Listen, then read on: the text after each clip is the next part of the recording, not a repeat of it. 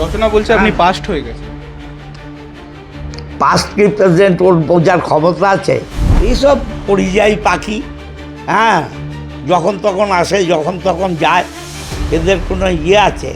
বালিকা বালী মন্দির, সেখানে হেডমিস্ট্রেসও ওর সাথে যুক্ত, এই কাটমানি ওর সাথে যুক্ত। ওই এসে কাউকে এমএলএ করবে, কাউকে এমপি করবে, কাউকে চেয়ারম্যান করবে, আর মধু খাবে। মধুকে যদি জায়গায় কেউ আটকায়, হ্যাঁ, তাহলে তো গণ্ডগোল হবেই। সেই গণ্ডগোল হচ্ছে। আমি নন্দীগ্রাম দেখেছি, আমি সিঙ্গুর দেখেছি, আমি গড়বেতা দেখেছি, আমি নেতাই দেখেছি, আমি বর্ধমানে সাইবাড়ির মার্ডার দেখেছি, হ্যাঁ। আর ও তো সেদিন জন্মালো, মায়ের পেটে ছিল তখন। তিনি চিত্র শহরে ঘুরলে সব জাহান্নামে যাবে। আমার টিকিট কেটেছে কে? আমি কি অথর্ব নাকি? যারা চোর, গুন্ডা, ডাকাত, তাদের বিরুদ্ধে বলবো। বঙ্গ রাজনীতি সরগরম অসিত মজুমদারের জন্য। 3 বারের বিধায়ক, 15 বছর ধরে তিনি মানুষের ভরসা জুগিয়েছেন, অথচ দলই তার বিরুদ্ধে ভরসা রাখতে পারছেন না। নবাগত তুর্কি দেবাংশুকে চুচুড়ার জন্য প্রার্থী দিয়েছেন, কিন্তু সেই দেবাংশুর ওপর আস্থা রাখলেও রচনার ওপর থেকে আস্থা হারিয়েছেন অসিত মজুমদার। একেবারে সাপে নেউলের সম্পর্ক অসিত রচনার। সেখান থেকে কালকে আবার দেখা গেল দেবাংশুকে সঙ্গে নিয়ে প্রচারে। ইকুয়েশনটা ঠিক কি? আমি তো তৃণমূলের একজন সৈনিক। আমি অভিষেক বন্দ্যোপাধ্যায়, মমতা বন্দ্যোপাধ্যায়ের নির্দেশে তৃণমূল কংগ্রেসের যাবতীয় কাজ করার এখনও পর্যন্ত সিদ্ধান্ত নিয়ে আছি। আমি মনে করি যে অভিষেক বন্দ্যোপাধ্যায় ভারতবর্ষের, বাংলার নয়, এই বয়সের মধ্যে একজন বিশেষ স্থান দখল করে আছে। দেবাংশুর হয়ে প্রচার করা, আমি তৃণমূলে আছি, আমি এখনও এমএলএ আছি, সেই হিসাবে যতটুকু করার আমি নিশ্চয়ই করব। আমি দেবাংশুর খবর দিলে আমি নিশ্চয়ই যাব।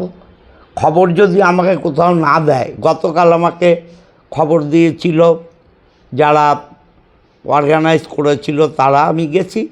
খবর না দিলে তো যার প্রশ্ন নেই, খবর যেখানে পাবো নিশ্চয়ই যাব। মূলত রচনা আসার পর থেকে কি আপনাকে কোথাও কোণঠাসা করে দেওয়া হয়েছে এক ঘরে? দেখুন, রচনা সম্বন্ধে যত কম বলা যায় ভালো।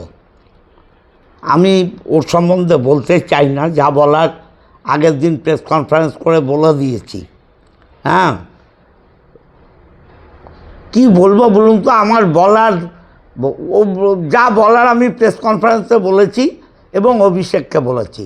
আর নতুন করে ওর বিরুদ্ধে কিছু বলে আমি তিক্ততা সৃষ্টি করতে চাই না। তবে শহরাঞ্চলে, গ্রামে কী হবে জানি না, শহরাঞ্চলে ও যত না আসে ততই মঙ্গল। আপনি তো একটা চ্যালেঞ্জ ছুড়ে দিয়েছিলেন, একদম নির্দলে দাঁড়ানো, আপনিও নির্দলে দাঁড়াবেন, তাহলে সেই চ্যালেঞ্জে কি একদম থাকছেন নাকি? অবশ্যই চ্যালেঞ্জে আছি। ও যদি চ্যালেঞ্জ গ্রহণ করে আমি আছি, চ্যালেঞ্জ গ্রহণ করলে আমি আছি।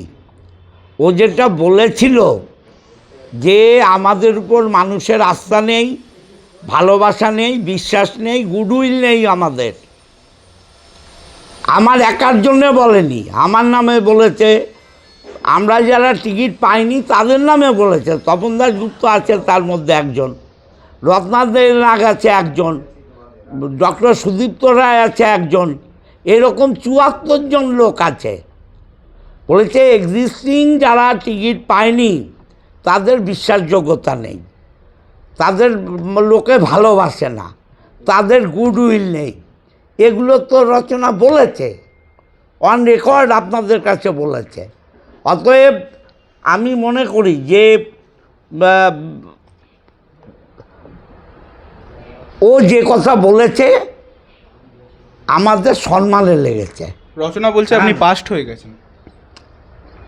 পাস্ট কি প্রেজেন্ট ওর বোঝার ক্ষমতা আছে? ওর বোঝার ক্ষমতা নেই। পাস্ট কি প্রেজেন্ট ওর বোঝার ক্ষমতা নেই। আমি 77 সাল থেকে দল করি, যখন কংগ্রেস হেরেছে আমি ইন্দিরা গান্ধীর সঙ্গে দল করেছি। ইন্দিরা গান্ধীর সঙ্গে সুব্রত মুখার্জির সাথে, ইন্দিরা গান্ধী যখন কেস খেয়েছে দার্জিলিং থেকে মেদিনীপুর ঘুরে বেরিয়েছি। আমি নন্দীগ্রাম দেখেছি, আমি সিঙ্গুর দেখেছি, আমি গড়বেতা দেখেছি, আমি নেতাই দেখেছি, আমি বর্ধমানে সাইবাড়ির মার্ডার দেখেছি, হ্যাঁ, আর ও তো সেদিন জন্মালো, মায়ের পেটে ছিল তখন।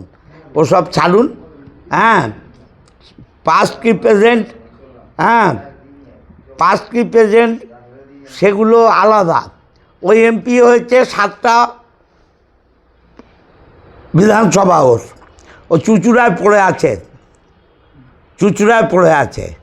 এইসব পরিযায়ী পাখি, হ্যাঁ, যখন তখন আসে, যখন তখন যায়, এদের কোনো ইয়ে আছে। আর দিদিকে উল্টো পাল্টা লাগিয়ে চুচুড়া সর্বনাশ করলো। আপনার চুচুড়া, প্রতি ব্যক্তিগত ঈর্ষাটা জন্মালো কোথা থেকে? দেখুন, ওকে একটা আমি পার্টি অফিস দিয়েছিলাম, আমার অঞ্চলের পার্টি অফিস।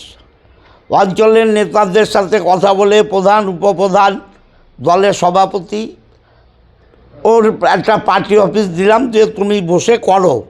সে পার্টি অফিসটাকে রেসিডেন্সিয়াল বানিয়ে দিয়েছে। ওটা কি ব্যক্তি মালিকানাধীন? ওটার মালিকানা আছে, তারা আমাদের দিয়েছিল পার্টি অফিস করার জন্যে, আমরা সেই জমিটা ওকে দিলাম পার্টি অফিসটা থাকার জন্যে। সেইটা পুরো রেসিডেন্সিয়াল বানিয়ে নিয়েছে ও। আমি 2-3টে স্কুলের ম্যানেজিং কমিটির মেম্বার, ও যেমন আমাদের এমপি, আমাকেও তো গভর্নমেন্ট ম্যানেজিং কমিটির মেম্বার বানিয়েছে। সেই স্কুলগুলোতে আমাদের ম্যানেজিং কমিটিকে না জানিয়ে, হ্যাঁ, সেখানে ওই কি বলে স্মার্ট ক্লাস করতে গেছে। এবং যে স্মার্ট ক্লাসের খরচা, আমি সমস্ত কন্ট্রাক্টরদের সাথে কথা বলেছি, ম্যাক্সিমাম 4.5 থেকে 5 লাখ, সেইটা 10 লাখ, 11 লাখ, 12 লাখ, 13 লাখ, 14 লাখ পর্যন্ত বিল হয়েছে। যান রাজার হাই স্কুলে, যান সুগন্ধা হাই স্কুলে। আর এই বালিকা বালী মন্দির, যেখান থেকে গণ্ডগোলের সূত্রপাত, বালিকা বালী মন্দির, সেখানে হেডমিস্ট্রেসও ওর সাথে যুক্ত, এই কাটমানি ওর সাথে যুক্ত। অতএব আমি দেখুন গুন্ডামস্তানের বিরুদ্ধে লড়াই করেছি, আমি যারা গাছ কাটে তাদের বিরুদ্ধে লড়াই করেছি, যারা বাগান সাফাই করে তাদের সাথে লড়াই করেছি। আমি সত্যের জন্য লড়াই করব, চোর গুন্ডার সাথে আপোষ করব না। আমি মনে করি এগুলো গভর্নমেন্টের টাকা, মানুষের টাকা, মানুষের ট্যাক্সের টাকা, এইভাবে অপচয় হোক, ঘুরপথে কারো পকেটে যাক, সে আমার বাবা হলেও তার বিরুদ্ধে বলবো। এই রচনা কাটমাইটা নিচ্ছিল কে? তার জন্যই কি আপনার সঙ্গে শত্রুতা? আপনি বাধা দিয়েছিলেন বলে? বাধা দিলে টাকা, মধুর জায়গা, মধুকে যদি জায়গায় কেউ আটকায়, হ্যাঁ, তাহলে তো গণ্ডগোল হবেই। সেই গণ্ডগোল হচ্ছে, মধুখা আটকাতে গেছি। আমি আটকাবো, অন্যায় হলে আটকাবো। আমার চেয়ারম্যান করলেও, অন্যায় করলে আমি বলবো, আমি অন্যায় করলেও আমি আমার কর্মীদের বলবো, বলো তোমরা আমার বিরুদ্ধে। এ তো কাগজে কলমে, আমি আপনাদের কি বলবো। আমি আগের দিনও দেখিয়েছি, একটা কাজ ডিএম অর্ডার দিচ্ছে 25/7, আর সেই কাজ কমপ্লিট হয়ে যাচ্ছে 24/7। হ্যাঁ, এখানে বলছে ডেলি কী বলছে দাঁড়, মানে advertisement, daily newspaper ad করো, বলছে 25/7। তাহলে একটা নিউজ পেপারে অ্যাড দিতে গেলে তার সময় মিনিমাম 20 দিন। তাহলে 25/7 যদি অর্ডার হয়, 20 দিন গেলে ধরুন না 28, হ্যাঁ, তারপরে বলছে 7 দিনের মধ্যে টেন্ডার করো। মিনিমাম 3টে টেন্ডার পেপার পড়া দরকার, তবে সেই টেন্ডার অ্যাকসেপ্ট হবে। আর এই নিউজ পেপারে দেবার পর ড্রপ বক্সে ফেলতে হবে। তো কবে নিউজ পেপার বেরোলো, কোন নিউজ পেপার বেরোলো, ওকে দেখাতে বলুন যে কোন নিউজ পেপারে বেরোলো। আর 25 তারিখে ডিএম অর্ডার দিল, সেই কাজ 24 তারিখে শেষ হয়ে যায় কি করে? আমি তো স্কুলে গেছিলাম 24 তারিখ। দেখুন 1/8/2025 এই স্কুলের প্রেসিডেন্ট রিজাইন করেছিল। 1/8/2025, যে উনি মিথ্যা কথা বলছেন বলে আমি রিজাইন করলাম। অতএব ছাড়ুন এসব। তো এই হ্যাঁ। সমস্ত কথাবার্তা আপনি দলকে জানিয়েছিলেন, তো দল দল সব কিছু জানে, বলেন? সব জানে, দল সব জানে, অভিষেককে সব জানিয়েছি। দিদিকে জানাবার অবস্থা নেই, দিদির ফোন নাম্বার আমাদের কাছে নেই। জানিয়ে লাভ হয়েছে কি হ্যাঁ। অভিষেককে জানিয়ে কোনো? লাভ হয়নি, লাভ হলে কি আমার টিকিট কাটতো নাকি? আমার টিকিট কেটেছে কে? আমি কি অথর্ব নাকি? 84 বছরের লোক টিকিট পায়, আর আমার 67 বছর আমি টিকিট পাই না। আমার ফল্ট কোথায়? আমার বিরুদ্ধে মানুষের অভিযোগ কোথায়? 3 বার তো জিতিয়েছেন। আমি লকেটকে হারিয়েছি, তারপর রানিং এমপি লকেটকে হারিয়েছি, এবং আমি তখনকার মন্ত্রী নরেন্দ্রকে হারিয়েছি। ছাড়ুন এসব। হ্যাঁ, দিদিকে এরা ভুল বোঝায়। আমার স্বপ্নের তৃণমূল অভিষেক ব্যানার্জির নেতৃত্বে 21-এও ছিল। 21-এ তো আমি জিতেছি ওকে ছাড়া। ও মিউনিসিপ্যালিটি ইলেকশানে ছিল। আমি 29 করেছে মিউনিসিপ্যালিটি, ও তখন ছিল।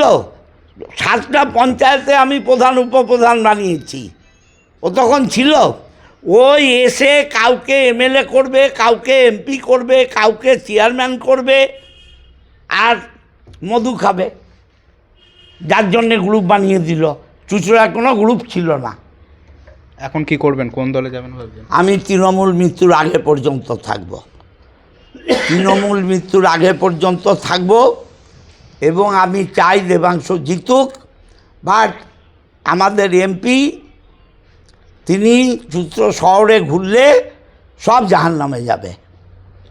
আপনি তো এটা প্রাক্তন দল করতেন, সেখানে ছাত্র জীবনেও করেছেন, সেখান থেকে কি ডাক এসেছিল কোথায়? হ্যাঁ, আজ এসছিল, আমাকে অধীর ফোন করেছিল।